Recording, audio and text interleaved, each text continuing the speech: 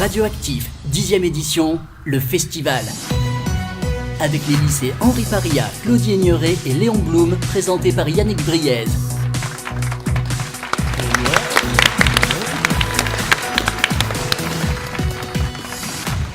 Bonsoir à tous et bienvenue dans ce journal du festival radioactif sur Positive Radio. Au menu de l'actualité de ce mardi 19 mars, un match de poids lourd se profile entre Burger King et McDonald's à Monceau. Et quoi de mieux après un burger qu'une séance cinéma, nous verrons s'il y a un projet de multiplex sur la ville. Dossier école dans cette édition, une agression au lycée Blum du Creusot, la question du harcèlement scolaire vu de l'intérieur, la grève des enseignants contre la réforme du bac. Épicentre du mouvement Gilets jaunes en Saône-et-Loire, Monceau a peut-être quelque chose à dire, le ressenti de quelques Montcelliens dans cette édition. Nous positiverons ensuite avec la préparation du festival des lycéens, ferons un détour par le prochain Young Festival de Monceau et puis un témoignage fort dans ce journal, celui d'un jeune réfugié syrien qui vit à Monceau. Nous terminerons en prenant de l'altitude avec une jeune fille qui prépare un brevet de pilote d'avion et puis un jeune homme qui lui s'intéresse à l'option Sciences Po. Le festival radioactif avec les lycées Henri Paria, Claudie Aigneret et Léon Blum. Burger King projette donc de s'installer à Monceau-les-Mines. Nos reporters sont allés voir directement chez le voisin d'en face, McDonald's. Lilian, Julie, Marion et Léo vont nous en parler. Burger King s'installe et veut dévorer McDo. En effet, son ouverture approche de jour en jour et commence d'ores et déjà à défier son concurrent, et ce par l'emplacement choisi qui est non loin de ce dernier. Nous avons été sur place et interviewé plusieurs personnes, dont un des managers du Burger King. D'après elle, leur restaurant va directement concurrencer McDonald's et les autres fast-food aux alentours, mais pense également que tout le monde a sa place malgré tout. En effet, grâce à leurs équipes prévues de 70 équipiers, ils comptent être efficaces pour se démarquer. Malheureusement, personne n'a voulu être enregistré et nous avons dû tout retranscrire nous-mêmes. Nous avons croisé donc Francis, 48 ans. Il est un client régulier du McDo, mais trouve que les burgers sont trop chers par rapport à leur qualité. Il espère aussi que Burger King propose des menus avec un meilleur rapport qualité-prix. Si c'est le cas, il est prêt à abandonner McDonald's et se faire une carte fidélité à son nouveau concurrent. McDonald's, d'après lui, va perdre des clients, mais pour autant ne va pas faire faillite, car à Monceau, ce restaurant est une vraie entité. Nous avons ensuite donné la parole à Léa, une étudiante du lycée Henri Paria, qui nous a partagé son point de vue. Pour elle, McDonald's fera face à la concurrence grâce à son nouveau système de carte de fidélité qui permet d'avoir certains menus gratuits. Elle nous a confié que même après l'ouverture de ce nouveau Burger King, elle restera fidèle à McDonald's. Nous avons aussi croisé Christine, 42 ans, qui est une mère de famille. Celle-ci est contre donc tout restaurant rapide. Elle a pu nous dire qu'elle préfère faire elle-même ses hamburgers et ses enfants préfèrent les hamburgers que fait leur maman. Et pour ce qui est de la concurrence, elle nous a répondu qu'elle ne s'y intéressait pas. Donc les avis sont donc très mitigés, chacun a sa préférence. Et pour voir si McDonald's va faire faillite suite à cette installation, il faudra attendre plusieurs mois pour que Burger King se fasse sa clientèle. Voilà, et nous avons noté au passage la concurrence des burgers de maman, ça n'est pas rien. Alors, avez-vous sûrement entendu parler, c'est le cas à Monceau-les-Mines, du projet d'un cinéma multiplex. Il est vrai que le concept se développe en Saône-et-Loire. Sur Monceau, en quoi consiste le projet exactement? L'enquête de Lou, Nina et Lisa. En effet, un nouveau cinéma va bel et bien voir le jour, comme nous l'a confirmé Marie-Claude Jarreau, maire de la ville. C'est un projet que nous avons présenté.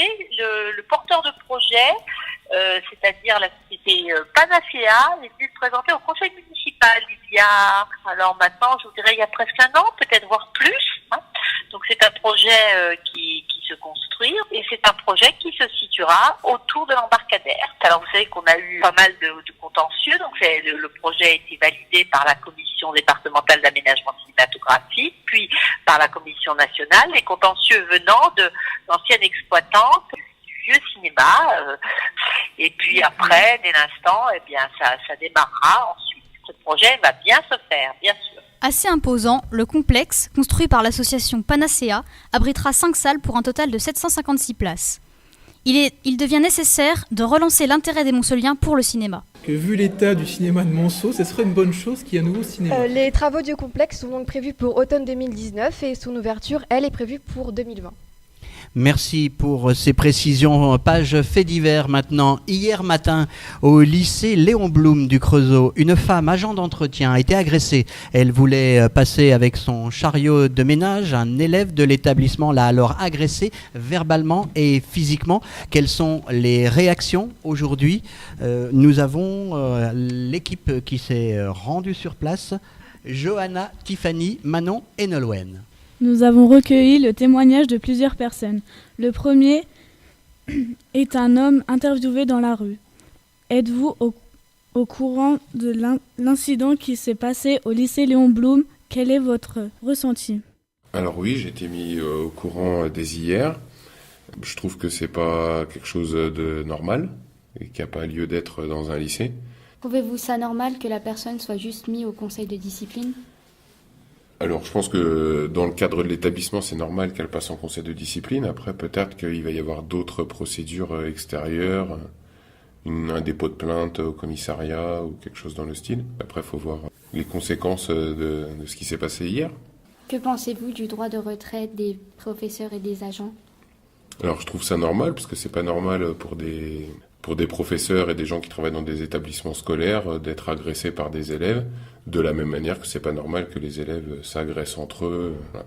Toute forme de violence dans un établissement n'a pas sa place. Le suivant concerne une élève du lycée. Êtes-vous au courant de l'incident qui s'est passé au lycée Léon Blum ? Oui, j'étais pas présente au moment, mais on m'a fait part de la nouvelle. Que pensez-vous du droit de retrait des professeurs et des agents d'entretien ? C'est un droit qui doit être plus mis en avant, parce que c'est important qu'ils manifestent leur colère envers les personnes qui font ça. Nous avons enfin interrogé une enseignante d'un autre lycée.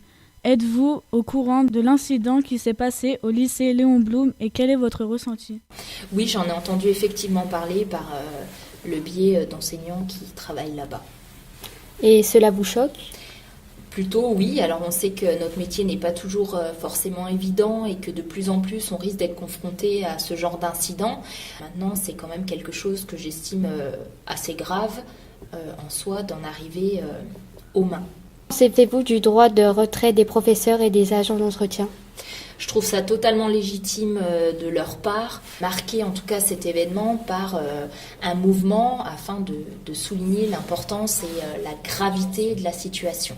Globalement, ces personnes sont choquées et trouvent inadmissible qu'un jeune lycéen se permette de manquer de respect envers des adultes. L'élève étant majeur, il y aura sûrement des suites judiciaires à attendre, en plus de ses conséquences internes à l'établissement.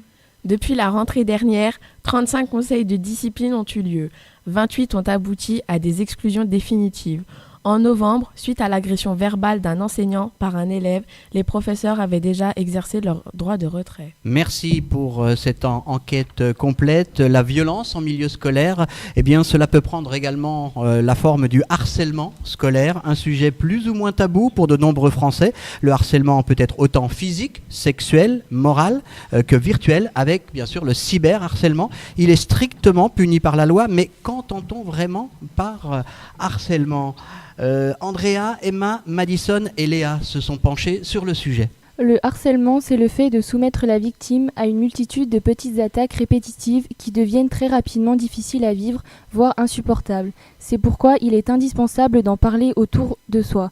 Nous sommes donc tournés vers une conseillère principale d'éducation afin de comprendre comment une situation de harcèlement est traitée. Anne Lambourreau, conseillère principale d'éducation du lycée Henri Paria. Ça, c'est des textes de loi. Dans le texte de loi, il est écrit que les abords directs d'un établissement scolaire sont effectivement sous le coup du règlement intérieur et donc du coup d'une intervention du lycée, bien sûr. Donc toutes les rues qui sont aux alentours du lycée, là, il se passe quelque chose. Le lycée sera informé et le lycée pourra effectivement traiter ce qui s'est passé. Notre camarade Charlotte a connu cette situation avec son petit frère. Mon frère, actuellement en classe de 4e, a été victime d'harcèlement scolaire. Ma famille et moi avons appris la nouvelle lorsque mon frère est rentré en pleurant à la maison, suite à de nouvelles attaques. Il s'est donc confié à moi sur ce qu'il s'était passé au collège. Une bande d'élèves s'amusait à lui faire peur en l'agressant physiquement et moralement. J'ai fait le choix d'en parler à mes parents pour lui venir en aide. Mes parents, choqués, ont directement alerté le collège. Après plusieurs jours d'attente, une sanction a été mise en place pour les harceleurs, une exclusion de seulement 3 jours.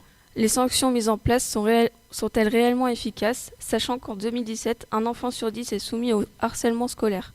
Merci encore pour ce sujet. Alors aujourd'hui, justement, il y avait grève à l'appel de plusieurs organisations syndicales. La France touchée par un mouvement de grève de la fonction publique. Parmi les fonctions touchées, les enseignants, alors rien à voir avec le harcèlement scolaire, eux se mobilisent contre la réforme du baccalauréat. Un sujet présenté par Alexandre et préparé par Néo, Raphaël et Samuel. La réforme du baccalauréat qui doit être mise en place dès la rentrée 2019 rencontre des oppositions au sein des enseignants. Nous avons recueilli le témoignage d'un professeur de lycée. Il regrette la fermeture de nombreuses filières à cause de réduction de nombre d'heures, obligeant les élèves à aller loin de chez eux. Il dénonce aussi la suppression des postes, qu'augmente le nombre d'élèves par classe et donc diminue la quantité d'enseignement. Enfin, il pense que le contrôle continu va avoir des conséquences sur la fin du diplôme national. L'examen va devenir spécifique à chaque établissement. Une professeure des écoles a aussi accepté de répondre à nos questions. Le rattachement école primaire-collège, la suppression des postes et la disparition du statut de directeur sont des éléments de la réforme, trouvent une forte opposition chez cette enseignante. Elle regrette que seul l'objectif économique soit pris en compte au détriment des élèves et de leur intérêt pédagogique. On voit donc que si les enjeux sont un peu différents selon le niveau, l'ensemble des enseignants regrettent que seules les économies dictent cette réforme et que le bien-être des élèves et la pédagogie ne soient pas pris en compte. Le rectorat a annoncé 8% de grévistes en Bourgogne-Franche-Comté dans l'éducation nationale, chiffre légèrement supérieur à la moyenne nationale. Merci à Alexandre, notre spécialiste éducation sur Positive Radio. Voix jaune depuis déjà 18 semaines, les gilets jaunes toujours très présents sur le bassin montcellien, quasiment l'épicentre de ce mouvement depuis plusieurs semaines. De quoi interpeller notre équipe de choc de reporters, Jade, Lydie, Laura, Cléa et Alizéa. Le mouvement des gilets jaunes a commencé le samedi 17 novembre dans toute la France. Les habitants de Monceau ont eux aussi manifesté pour se faire entendre. La dernière action a eu le samedi 16 mars. Nous sommes allés interviewer des habitants de Monceau pour savoir ce qu'ils pensaient de ce dernier week-end d'action. Que pensez-vous des nouvelles réformes qui ont été mises en place ? Les réformes, de toute façon, tout ce qu'on voit jusqu'à présent, c'est que maintenant, en étant un peu dans tous les métiers, dans toutes les corporations, les gens sont mécontents. On voit de plus en plus que maintenant, il y a beaucoup de gens qui, s'ils n'ont pas un bon travail, un bon salaire, on n'arrive plus à vivre. Vous êtes pour ou contre les gilets jaunes ? Je suis pour dans le sens, moi je suis pour les gilets jaunes dans le sens où ils défendent, effectivement, c'est une catégorie de personnes qui a un besoin. Là, ils ont manifesté, ils ont quand même réussi à avoir des augmentations du SMIC, pas pour tout le monde, mais voilà, ils vont avoir des augmentations sur les retraites, pas pour tout le monde, mais c'est avancé. S'ils n'avaient pas fait ça, ils n'auraient rien eu. Maintenant, si vous ne bougez pas, vous n'avez rien. Pensez-vous de la dernière manifestation des Gilets jaunes à Monceau ? Oui, c'était la semaine dernière, je crois. Que pensez-vous des dernières actions justement des Gilets jaunes ? Oui, Monceau, les Gilets jaunes, ça se passe bien.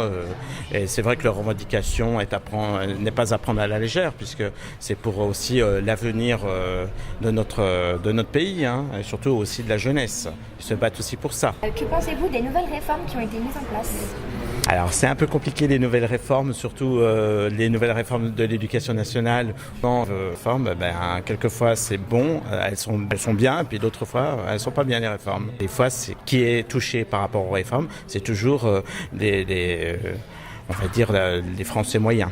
Voilà, parce qu'on touche plus les Français moyens que la haute société française. Et vous êtes pour ou contre les Gilets jaunes ? Je suis pour leur action, je suis contre les violences. Le festival radioactif, 10e édition, avec les lycées Henri Paria, Claudie Aigneret et Léon Blum. Peu de lycéens dans le mouvement des Gilets jaunes, vous l'avez sans doute remarqué, mais il existe d'autres façons de s'engager. Le festival des lycéens a justement pour but d'aider les Restos du Cœur dans leur action, utiliser les talents des jeunes afin de monter, on peut dire comme cela, un spectacle dont la recette ira directement à cette association. Une belle initiative rapportée par nos 3 as, je veux parler d'Anaïs, de Sandra et de Sacha. Aujourd'hui, le mardi 19 avril 2019, mener l'enquête sur le festival des lycéens à Montceau-les-Mines qui se déroulera le samedi 13 avril prochain à l'Embarcadère. Nous avons parcouru les villes de Montceau-les-Mines et du lycée Henri Paria et nous avons alors rencontré plusieurs personnes de l'établissement, notamment une CPE et des professeurs, pour connaître leur point de vue sur ce projet et savoir ce que cela pourrait apporter aux élèves. Nous avons tout d'abord posé la question s'ils savaient ce qu'était le festival des lycéens. Alors oui, je sais un petit peu ce que c'est. Il me semble qu'il s'agit d'une soirée pendant laquelle des lycéens de plusieurs lycées du secteur se mettent en scène. Ça peut être aussi bien du chant, de la musique, de la danse. Enfin voilà, c'est du spectacle. Voilà. Et il me semble aussi que c'est au profit des Restos du Cœur. C'est un festival. Non, c'est lors d'une soirée, non, où il y a c'est des groupes de lycéens qui font des petits spectacles, enfin qui chantent, qui dansent ou voilà, pour les Restos du Cœur. Nous avons par la suite demandé s'ils trouvaient que c'était une bonne action. Oui, complètement, parce que ça permet à nos lycéens de s'engager. Ça leur permet également d'avoir des responsabilités et puis d'être dans une démarche de projet qui leur sera utile par la suite. Oui, puis il paraît que c'est bien en plus. Ça leur permet d'être responsables et puis je pense que ça donne aussi une bonne image du lycée auprès d'autres établissements, mais aussi auprès des gens en général qui participent à ce festival-là. Beaucoup de choses, ça permet aux élèves d'être autonomes, créatifs. Ça permet également des rencontres, je pense, entre des jeunes qui ne se connaissent pas forcément. Et puis, ça permet aussi d'insuffler des choses positives. Ça le rend dynamique, solidaire, ça fait des projets sympas, c'est toujours bien. Mais nous, nos lycéens, on va leur apprendre à aller démarcher des partenaires, des adultes, présenter un spectacle, se produire sur scène. Donc en fait, ils sont à la fois pas aptes au début directement, mais à la fin d'une année de travail, ils sont tout à fait capables de mener comme ça un projet dans l'avenir et puis de faire une prestation de qualité. Cette dernière personne était Isabelle Fournier, professeure documentaliste au lycée Henri Paria, également responsable du bassin de Montceau-les-Mines, au niveau de l'association qui nous a présenté ce projet. Donc, pour conclure... Le Festival des lycéens, nous pouvons remarquer que beaucoup de personnes sont intéressées et qu'ils valident ce projet avec beaucoup d'enthousiasme. Ouais, on peut trouver plus de renseignements bien sûr sur Internet puisque l'événement ne va pas tarder. Encore une fois, c'est pour la bonne cause. D'un festival à l'autre, l'Embarcadère à Monceau organise le Young Festival. Ce week-end, notre équipe a rencontré les organisatrices. Un sujet de Dylan, Samy et Lisa. De nombreux artistes de renommée internationale vont se produire à l'Embarcadère, mais aussi au Trait d'Union. L'objectif étant d'étendre le festival dans les quartiers pour permettre à tous les jeunes d'en profiter. Le vendredi 22 mars, à partir de 20h30, aura lieu à l'Embarcadère la soirée Tremplin.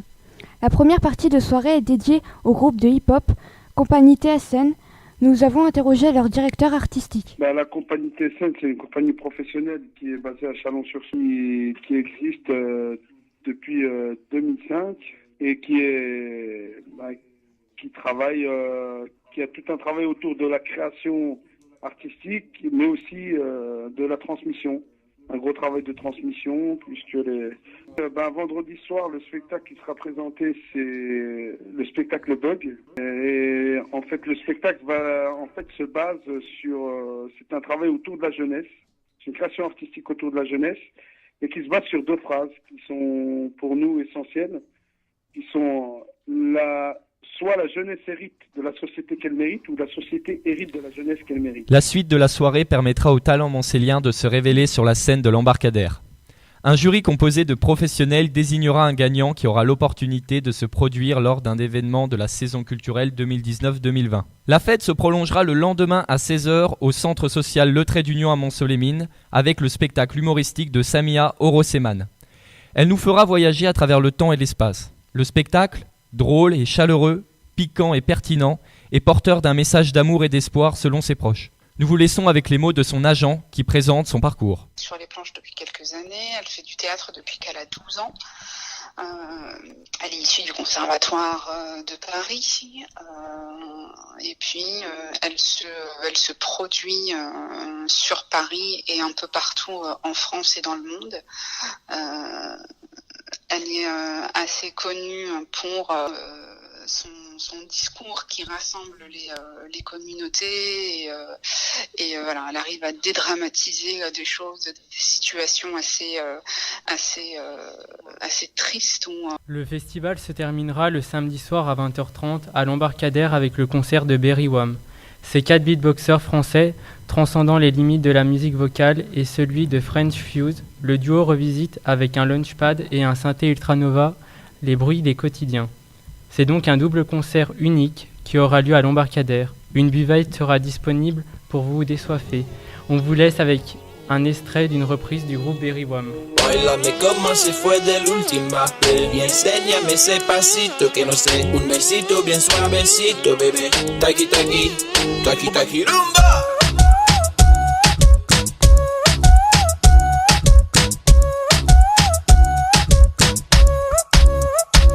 Les organisatrices veulent vraiment sensibiliser les jeunes à la culture. Pour ça, elles misent sur des tarifs attractifs. On peut trouver plus d'informations sur le site de l'Embarcadère ou en les contactant par téléphone. Le Young Festival, un sujet de nos Young reporters. La suite et la fin de ce journal, juste après ce jingle. Radioactif, le journal, Yannick Briez. Maher est un jeune réfugié syrien étudiant au lycée Paria, à Montceau-les-Mines justement. Notre équipe est allée l'interroger sur sa situation scolaire, son séjour en France. Un sujet de Colline, Thomas et Margot. Peux-tu te présenter et depuis combien de temps es-tu en France ? Je m'appelle Maher Dadal, j'ai 20 ans, je suis élève de première STMG.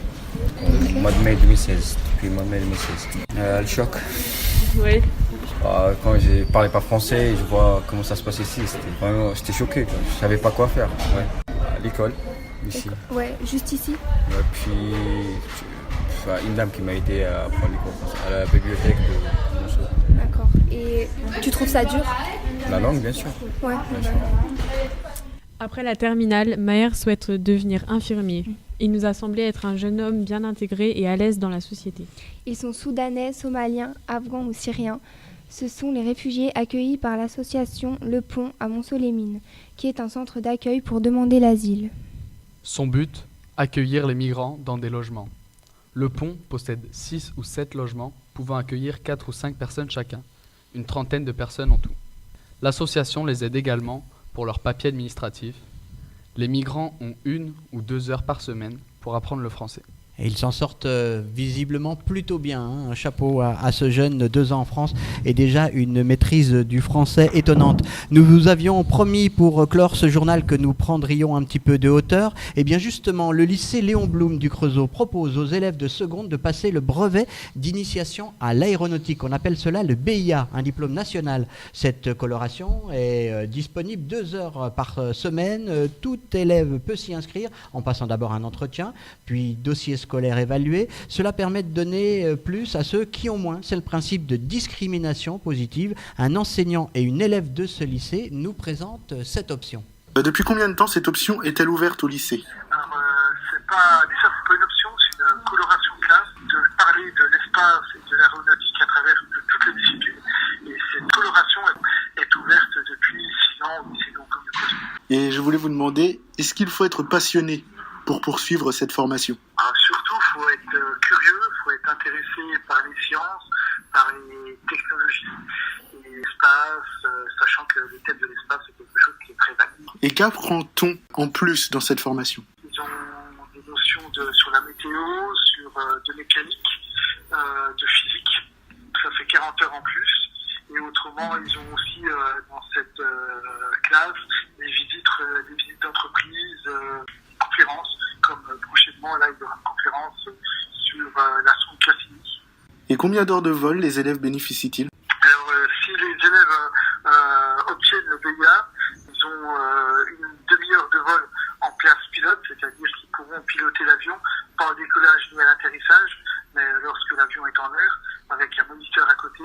Et autrement, tous les élèves peuvent faire durant l'année un baptême de l'air à l'aérodrome d'Autun. Je voulais juste vous demander une dernière question. Combien faut-il dépenser pour 1 heure de vol? Dans le cadre de cette classe, vu qu'on a un partenariat avec l'aéroclub d'Autun, 2 vols reviennent à 50 € au Tel Aviv Boston par rapport au prix normal, sachant qu'un vol, normalement, c'est autour de 150 €. En plus, s'ils obtiennent le BA, et comme je vous l'ai dit tout à l'heure, ils peuvent prendre les commandes de l'avion et faire leur demi-heure de vol et survoler notamment la région. Des propos recueillis par Elias. Alors, Elias, votre interview ne s'arrête pas là. Vous avez poussé un petit peu plus loin. J'ai avec moi donc une élève de ce lycée et je vais lui poser quelques questions. Alors Linda, que faites-vous durant ces 2 heures de cours que vous avez en plus? Durant ces 2 heures, nous avons des cours magistraux, par exemple sur l'aérodynamisme, la mécanique du vol, et nous nous entraînons avec des questionnaires en anglais qui rapportent des points supplémentaires au BIA. Et est-ce qu'en plus de la théorie, vous faites des projets, de la pratique? Oui, un tas d'activités, c'est ce que je préfère. Les profs mettent en place certains projets, par exemple les ballons solaires. On s'est réunis dans une grande salle avec notre prof d'SVT, on était par groupe environ de 5 personnes, on devait faire des découpes, rassembler nos différentes pièces en les collant. Et faites-vous aussi des sorties? Oui, nous sommes allés sur la zone militaire de Saint-Dizier, c'était vraiment intéressant, je pense que c'est une très bonne expérience. Nous avons eu la chance de voir l'atterrissage d'un Mirage 2000, c'est un petit avion de chasse. On a, toujours dans le cadre de cette sortie, testé un vol en simulateur. Et toi, que penses-tu de cette option? Pour moi, je pense que c'est une opportunité d'apprendre de nouvelles choses en sciences, comme c'est en lien avec les matières scientifiques. On applique vraiment ce que l'on étudie dans l'aéronautique. Ça nous apporte quelque chose en plus des cours que les autres classes ont. C'est très intéressant, surtout pour moi qui aime les sciences et la pratique de celles-ci. J'aimerais d'ailleurs intégrer une première scientifique et je pense que cette option me donne plus d'intérêt dans ce domaine. Et désires-tu continuer dans les métiers de l'aéronautique? Je ne sais pas encore, mais mes profs en tout cas me guident et m'accompagnent dans mon orientation pour mon choix plus tard. D'ailleurs, Simon, un ancien élève, nous confirme que cette option a valorisé son CV et est un plus pour rentrer sur le marché du travail. Radioactif, 10e édition. On va continuer à prendre de la hauteur. On l'a promis à nos auditeurs. Le lycée Henri Paria à Montceau-les-Mines a mis en place une convention d'éducation prioritaire avec l'école Sciences Po, s'il vous plaît. Cette option est disponible pour les élèves de terminale. Pour vous la présenter, voici une interview d'un lycéen inscrit. Et donc, il s'agit en fait de réaliser sur toute l'année un travail qui constituera dans une première partie un dossier de presse sur un sujet choisi en début d'année, ayant un suivi sur 6 semaines. À la suite de ça, à la suite de la réalisation de ce dossier de presse, 2 oraux se présentent aux élèves, un oral au lycée, au sein du lycée, avec un jury composé de 5 personnes. Et si le candidat est considéré comme admissible, il peut aller présenter son dossier au sein même de l'école Sciences Po, avec un jury de 3 personnes. Et donc il s'agit vraiment de travailler toute l'année sur un dossier, sur un sujet. À la fin de l'année, l'élève sera vraiment le spécialiste de son sujet et devra le présenter et convaincre 2 jurys pour essayer d'intégrer la prestigieuse école de Sciences Po. Une très prestigieuse école et c'est passé par Montceau-les-Mines. Elias, quelque chose à ajouter? Vous étiez en direct sur ce plateau avec votre invité. Eh bien, merci d'avoir participé à ce journal radioactif qui s'achève ainsi avec une note positive. Merci à tous et à demain pour une nouvelle édition. C'était le Festival Radioactif 10e édition avec les lycées Henri Paria, Claudie Aigneret et Léon Blum.